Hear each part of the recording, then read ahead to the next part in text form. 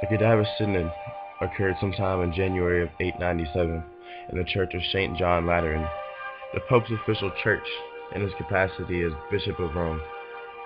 The defendant on trial was Formosus, an elderly pope who, after a reign of 5 years, had died on April 4th of 896 and was buried in St. Peter's Basilica.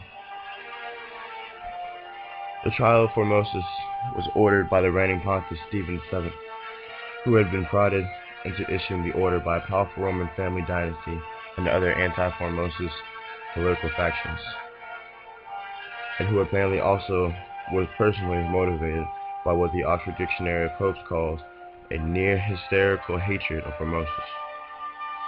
Although Formosus had been, according to McBrien, a man of exceptional intelligence, ability, and even sanctity, he made some bitter political enemies. There's no transcript of the cadaver synod. Nonetheless, it is reasonably clear what happened. Sitting on a throne, Stephen VII personally presided over the proceeding. Although present as co-judges were a number of Roman clergy who were there under compulsion and out of fear, the trial began when the dysentery corpse of Formosus was carried into the courtroom. On Stephen VII's orders, the dead pontifical vestments, the dead body was then propped up in a chair behind which a teenage deacon stood, paralyzed in fear, whose unenviable responsibility was to try and defend Formosus by speaking on his behalf. The presiding judge, Stephen VII, then read the 3 charges. Formosus was accused of perjury, covering the papacy, and violating church canons when he was elected pope.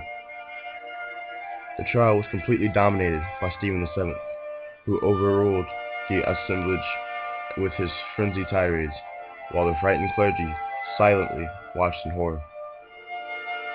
Stephen VII screamed and raved, hurling insults and mocking the rotting corpse, and then occasionally, when the furious tyrant of execrations and maledictions would die down momentarily, the deacon would stammer out a few words weakly denying the charges.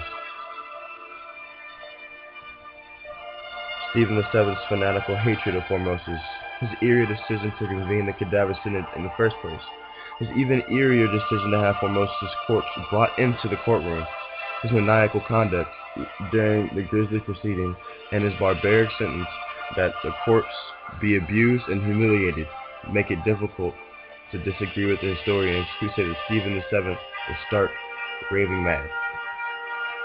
This is a picture of Stephen VII, the tyrant who so unjustly accused Pope Formosus, who could not defend himself. Pope Formosus now rests in St. Peter's Basilica after his body was recovered by a monk. After his canonical fingers have been cut off, he now lays at peace and at rest in St. Peter's Basilica.